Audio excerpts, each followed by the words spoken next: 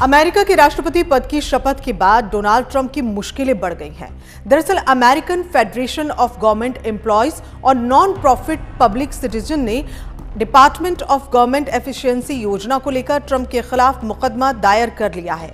Elon Musk Dodge का नेतृत्व कर रहे हैं और इसका मकसद सरकारी खर्चों में कटौती करना है। डोनाल्ड ट्रंप प्रशासन की ओर से प्रस्तावित डॉज योजना का लक्ष्य सरकारी खर्चों में $2 ट्रिलियन की कटौती करना है और इस योजना की वजह से सरकारी कर्मचारियों को इस बात का डर है कि कहीं उनकी नौकरी न चली जाए। एएफजी का यह कहना है कि डॉज योजना संघीय नियमों का पालन नहीं कर रही है। ऐसे में अदालत से यह अपील है कि डॉज को सलाहकार समिति की तरह काम करने से रोका जाए। अब तक वो जरूरी नियमों का पालन नहीं करती है।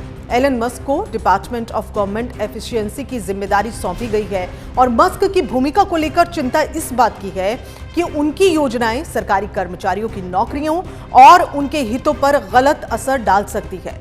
इस पर आपत्ति जताते हुए एएफजी ने कहा कि योजना के तहत की जाने वाली कटौती कर्मचारियों की नौकरी के लिए खतरा बन सकती है। राष्ट्रपति ट्रंप ने शपथ के मौके पर अपने भाषण में कहा कि एलन मस्क ब्यूरोक्रेसी में बदलाव करेंगे, जिससे सभी अमेरिकी नागरिकों की जिंदगी और बेहतर हो जाएगी। अब सरकार की धनराशि के अनावश्यक खर्च पर धोखाधड़ी को रोका जाए। आपको बता दें कि डोनाल्ड ट्रंप ने राष्ट्रपति पद की शपथ लेने से पहले ही अमेरिकी सरकार में कई बदलावों को मंजूरी दी थी और उन पर काम भी शुरू किया था। ट्रंप ने डिपार्टमेंट ऑफ गवर्नमेंट एफिशिएंसी यानी कि डॉज के नाम से एक विभाग बनाया, जिसके जरिए अमेरिका में $500 बिलियन के खर्चों को कम करने का प्लान तैयार किया गया।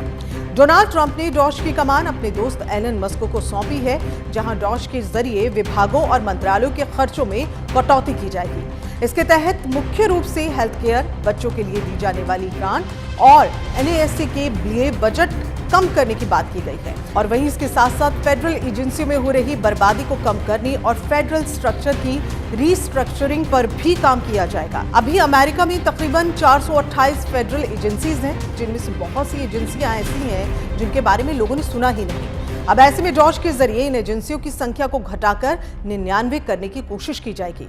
लेकिन अभी American federation of government employees और नॉन प्रॉफिट पब्लिक सिटीजन ने डिपार्टमेंट ऑफ गवर्नमेंट एफिशिएंसी यानी कि डॉज योजना को लेकर ट्रंप के खिलाफ मुकदमा दायर कर मुश्किलें बढ़ा दी हैं।